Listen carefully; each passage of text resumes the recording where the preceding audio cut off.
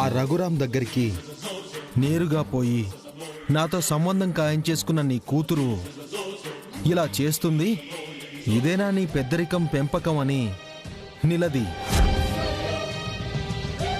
ఊరందరికీ నీతులు చెప్పే ఆ రఘురాంని అదే జనం ముందు పంచాయతీ పెట్టి పరువుతి. నేను పెదరాయిన్ని అంటావు కదా, ఇదేనా నీ పెద్దరికం, ఇలాగేనా నీ కూతుర్ని పెంచేదని నలుగురిలో నిలబెట్టి అడుగు. నీ కూతురు చేసిన పనికి నీ సమాధానం ఏంటని అడుగు.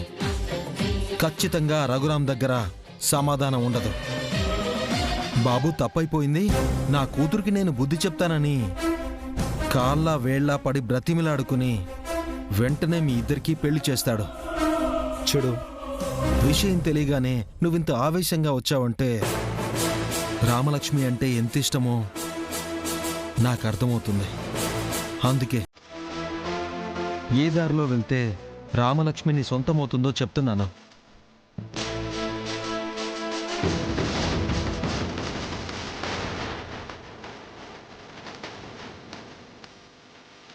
ఎస్, ఇక్కడ కాదు, ఆ రఘురామ్ గారి దగ్గరే తేల్చుకుంటాను.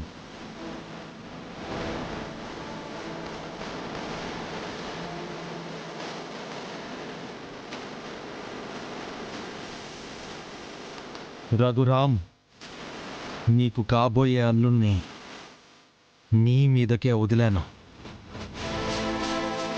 ఇప్పుడు నువ్వు పంచాయతీలో నీ కూతురు చేసిన పనికి నువ్వేం సమాధానం చెప్తావో నేను చూస్తాను. ఎలా ఊర్లో తలెత్తుకుని తిరుగుతావో నేను చూస్తాను.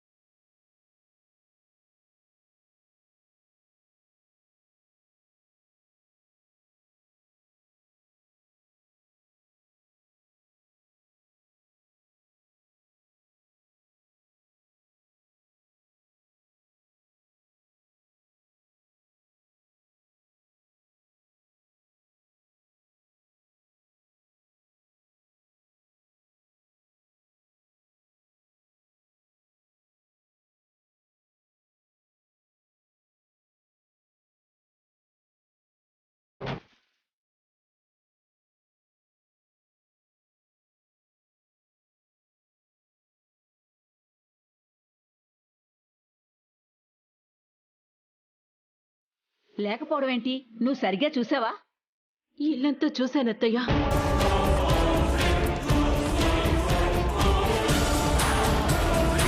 అదేంటి ఇంట్లో లేకుండా ఎక్కడికి వెళ్తుంది?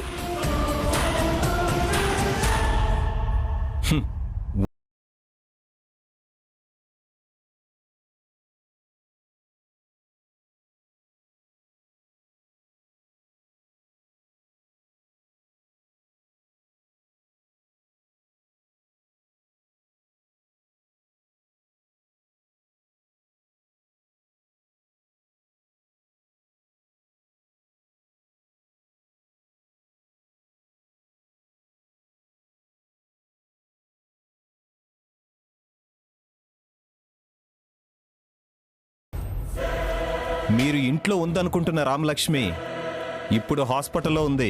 హాస్పిటల్కి ఎందుకు వెళ్ళింది? అసలు రామలక్ష్మికి ఏమైంది? నేర్చుకుంటుంది కదా హాకీ. ఆ కోచ్ కోసమే హాస్పిటల్కి వెళ్ళింది.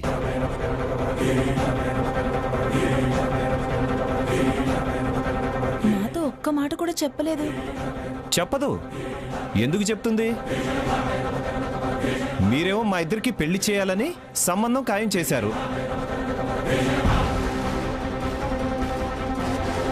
తను మాత్రం వెళ్ళి కోచుగాడితో వెళ్ళి ప్రేమ పాఠాలు నేర్చుకుంటోంది.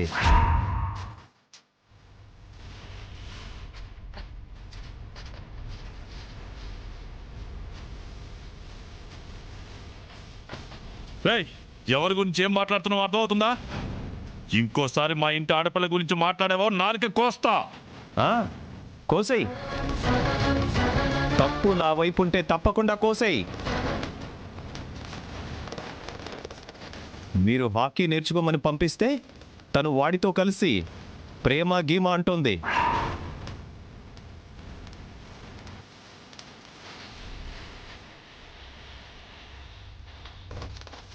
మీ అమ్మాయి నిప్పు లాంటిది, నీరు లాంటిది అని చాలా గొప్పలు చెప్పారుగా.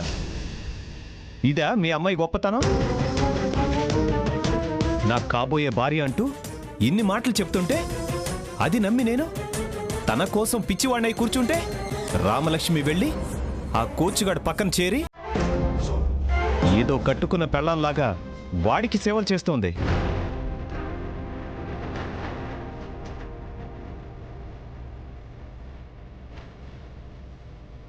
పెళ్ళి నాతో, ప్రేమ వాడితోనా? అలాంటి దాన్ని తీసుకొచ్చి నాతో పెళ్లి చేయాలని చూస్తారా? ఇది మీ కూతురు క్యారెక్టర్.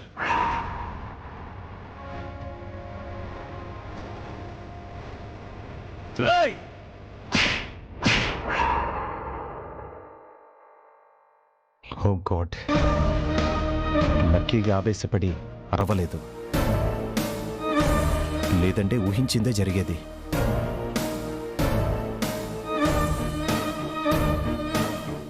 తనతో రామలక్ష్మి గురించి అలా మాట్లాడితే తను ఇంట్లో ఉందా లేదా అని చూడకుండా నన్ను తనడం కాదు, చంపినా చంపేస్తారు. అసలే పరువు అంటే ప్రాణమిచ్చే ఫ్యామిలీ. ఆయన కూతురు ఎవరితోనో తిరుగుతుందంటే ఊరుకుంటాడా? అందుకే నేను ఆయన చేతికి చిక్కకుండా రామలక్ష్మి గురించి తెలిసేలా చేయాలి. ఎలా? ముందు రామలక్ష్మి ఇంట్లో లేదన్న విషయం వాళ్ళకి తెలిసేలా చేసి ఏమైంది ఏంటి అని కంగారు పడ్డప్పుడు అసలు విషయం చెప్పాలి. లేదా మావయ్య గారిని నేరుగా తీసుకెళ్ళి నేను ఆయనకి చూపించాలి. అంతగా నమ్మిన ఆ కోచ్గారితో ఉండడం చూశాక ఎవరు కాదన్నా వెంటనే రామలక్ష్మినిచ్చి నాకు పెళ్లి చేసేస్తారు. మనం దొరకకుండా అనవసరంగా ఆయనతో తన్నులు తినకుండా నిజం ఆయనకి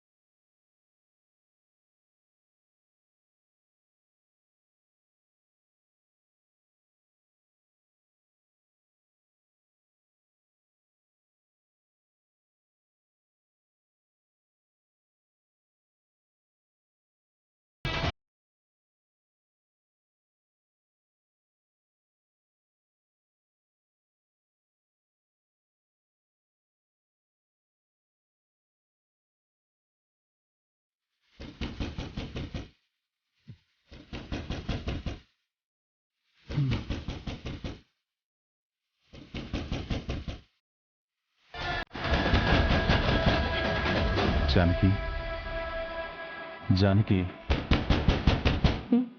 ఏంటండి? ఎవరో తలుపు తడుతున్నారు చూడు.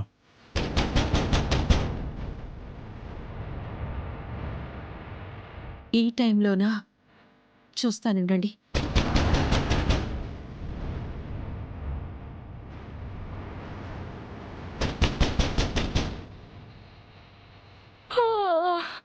మంచి నిద్రలో ఉంటే ఎప్పుడెవరు వేళ మాడ లేకుండా వచ్చింది మన అల్లుడే అయి నన్ను అన్నానికి మీరు ముందు ఉంటారు అత్తయ్య గారు. నేను ఇంట్లో ఉన్నాను, మీ అమ్మాయి పక్కనే.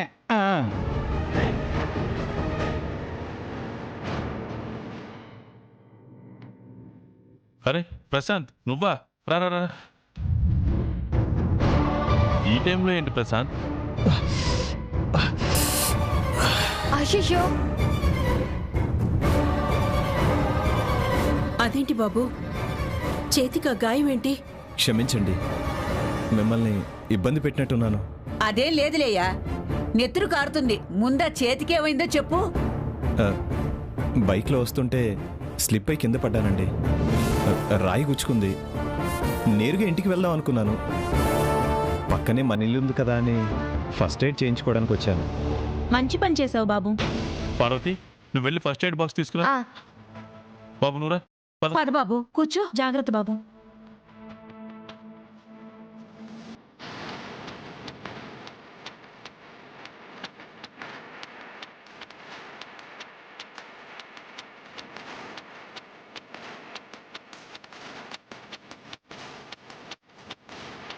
మన ప్రశాంత్ వచ్చాడండి. చేతికి గాయమైంది. గాయమైందా?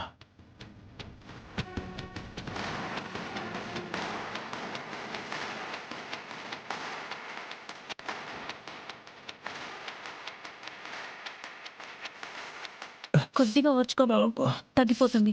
శివరాం, ఈ ఆయింట్మెంట్ రాయి.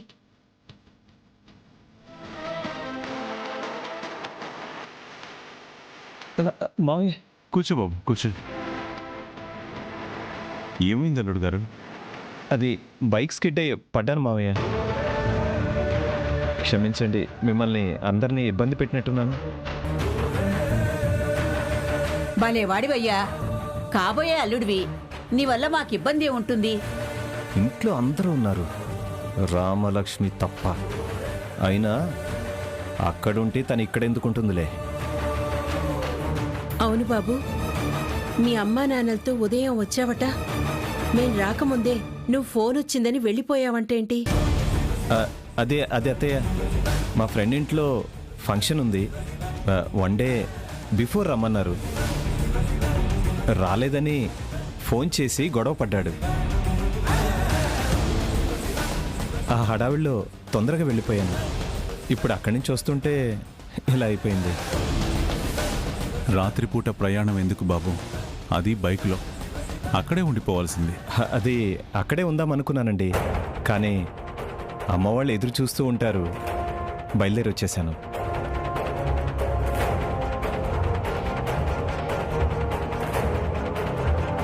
అన్నీ మాట్లాడుతున్నారు కానీ రామలక్ష్మి గురించి ఒక్కరూ మాట్లాడట్లేదు. లాభం లేదు, మనమే దాన్ని కదిలించాలి.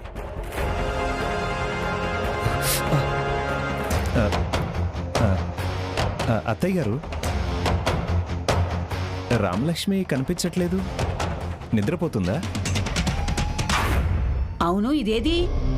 అందరూ వచ్చినా ఇది రాలేదేంటి? పాపం ఆ అబ్బాయిని చూడు, అంత గాయమైనా రామలక్ష్మి రాలేదని గమనించాడు. ఇంట్లో లేనప్పుడు ఎలా వస్తుందిలే.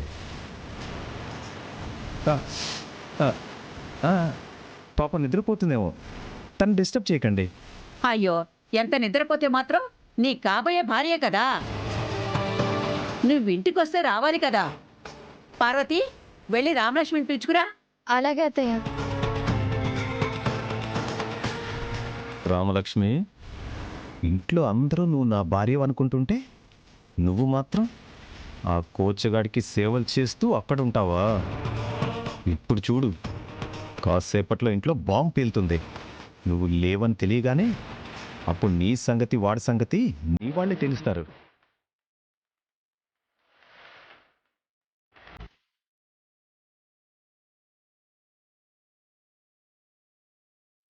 లేదు రాదు. పాపం అనవసరంగా ఇల్లంతా చూస్తున్నారు అందరూ. ఇంట్లో లేదని తెలిసిన మరుక్షణం ఎక్కడికెళ్ళింది ఏంటన్న ప్రశ్న వస్తుంది. సమాధానం నేనే చెప్పాలి. వీలైతే దగ్గరుండి తీసుకెళ్లి మరీ చూపించాలి.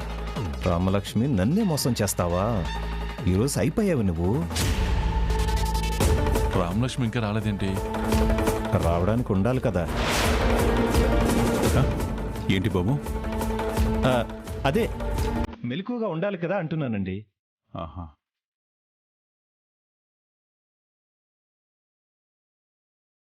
పార్వతి, నువ్వు ఒక్కదానివే వచ్చావు? రామలక్ష్మి ఏది? అక్కడ లేదత్తయ్య.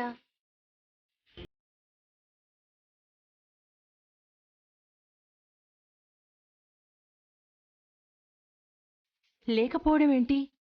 ఇంట్లోనే ఉంది కదమ్మా. అదిగో అజ్జి కూడా వచ్చింది. రామా ఎక్కడా? ఇంకెక్కడ రామలక్ష్మి? తను ఉన్నాను. ఇంట్లోనే ఉంది కదే, లేదని చెప్పావే.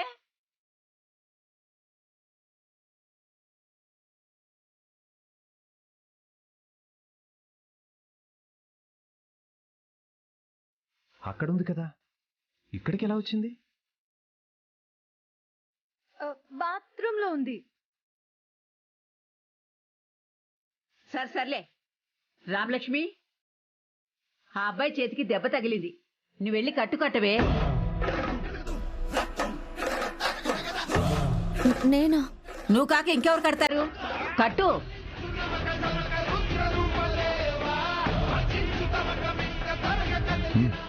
వెళ్ళి కట్టమ్మా. నా కళ్ళతో నేను అక్కడ చూశాను కదా, ఇక్కడికి ఇప్పుడు వచ్చింది? శివరాం, నువ్వు లేరా? వెళ్ళవే. వెళ్ళమ్మా.